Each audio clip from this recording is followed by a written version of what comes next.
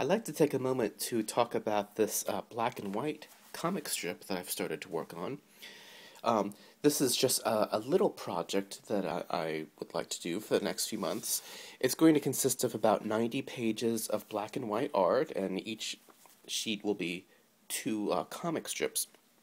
And the idea is that this will be a story in which every comic strip corresponds to a day of the school year for an elementary school student. And my intention is that this comic strip is made for my nieces and nephews, who are, at least the older ones, are in elementary school now. So I'm trying to make a children's comic strip for them. So it'll be, about 180 strips or so. If this were put all together, it would basically just be one sketchbook. But I'm doing it on loose leaf paper like this to make it easier for me to scan. Now, I don't really have this planned out because the idea is that I want my nieces and nephews to give me ideas on where the strip should go. And of course, this will be scanned. Well, I've already scanned these, and that way they can have copies so that they can color it, or they can tell me what changes to make. It's just a little fun side project for me to do while I'm also painting and working on other comic strip projects. So I'm trying to learn all of these different ways to tell stories with comic strips, and I thought this would be something fun to do.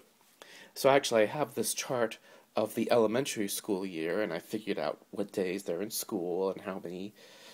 It's a lot of math problems, essentially, trying to figure out what to do. We don't need to worry about the details. The point is, this is just supposed to be a fun little comic strip for them. But it took me a while to come to this idea because I had to do a lot of thinking and a little bit of research. As you may know, I'm reading a book on the history of the comic strip, and I've been formulating some vague ideas on a couple of different genres, or not so much genres, maybe kind of a meta-genre. There are two types of comic strips I just want to discuss for a moment. These are not exact titles. One I'm going to call the childhood comic, and the other one is going to be the college comic. And the reason I was focused on these two is because for my original idea for this was to make a college comic strip. And then the idea thought, well, instead of college, maybe elementary school, and I had to weigh the pros and cons of each. So, what do I mean by childhood comic and college comic? By childhood comic, I don't mean a comic strip that was intended for child readers. That would be something like the Junior Jumble or Shylock Fox. Nor do I mean something that happens to have children in it. Something that happens to have children would be something like the Family Circus or Dennis the Menace. Those are comics that are really for adults, that are adults thinking about childhood. By childhood comics, I mean comics that are about the experience of childhood. They're not necessarily written for children, but children can enjoy it. And the best examples, of course, we start with Little Nemo, Barnaby, which I haven't read, so I put a little asterisk there, but I have an idea what it's about. Peanuts, Calvin and Hobbes, and Cul-de-sac. Cul-de-sac was by Richard Thomas, and it only lasted, I think, about 4 years. And the reason I group these together is they have some similarities. They definitely have children as the protagonists. The world in which they inhabit is magical. They either go to a magical place, like Little Nemo, or the world itself is magical, like Barnaby, and Peanuts to an extent. Snoopy is magical. Perhaps it's in their imagination, like Calvin and Hobbes, or perhaps it's magical because of the experience of a child. In Cul-de-sac, things which are mundane seem magical to Alice and Petey. These comics also tend to have magical sidekicks. So the Fairy Godfather, Snoopy, Hobbes, who may or may not be real, but it's about that experience of growing up and the experience of imagination and thinking about things.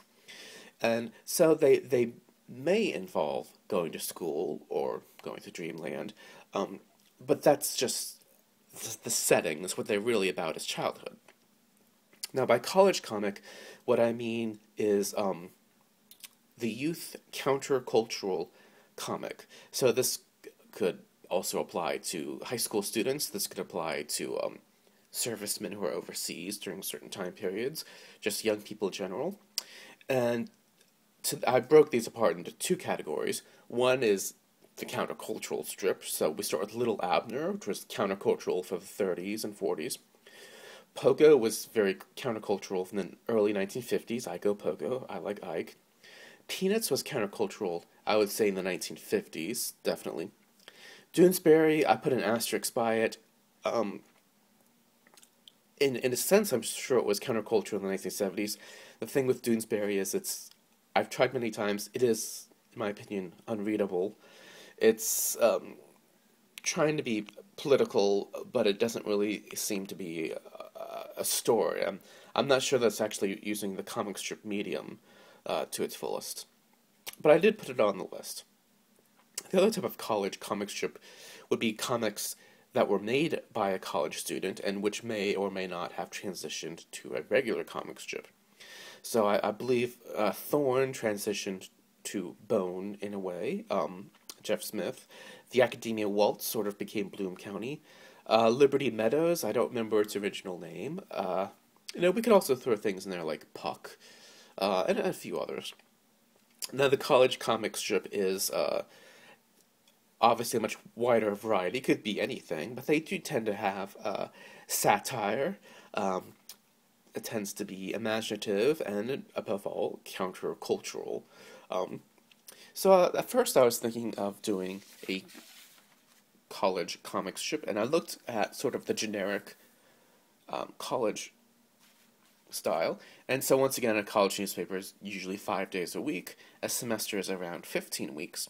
But what's interesting about this is, in a way, the semester tells a story, sort of the Harry Potter story, where we enter the semester, maybe we meet new people, then we have 15 weeks to build up a story, and even if the story is just gags or situations, we still, in general, get to know characters, and then we have a time of testing, and then the end. The commencement. And this can be repeated the next semester. We have a 15-week story. Could be an adventure, could be a mystery, could be anything. And for good measure, you can even throw in the summer semester. You can have two sort of divide a story in half. So at first I thought, I like this structure, and this would be kind of a very easy thing to do, because you only have to do like 70 or 80 comics, tell a story, and that would be like 30 black and white pages.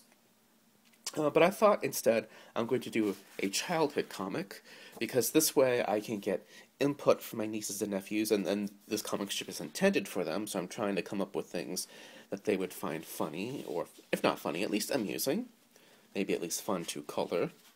And I don't know where this is going. We have a girl who's going to school for the first time, and she has a teddy bear. There's a monster under the bed, and I already know she's going to be meeting magical creatures, but where the story goes, I will find out on the way. But I only have a limited amount of time to tell the story, because the story, or it could be a series of short stories, has to be concluded within about 80 black and white pages. So anyway, this is just a fun little side project for me to do while painting. That way I can work on both line art and painting in the same day. Anyway, this is just a brief discussion on different types of comics, and I will share with you more thoughts that I have about comics when they come to me. Goodbye.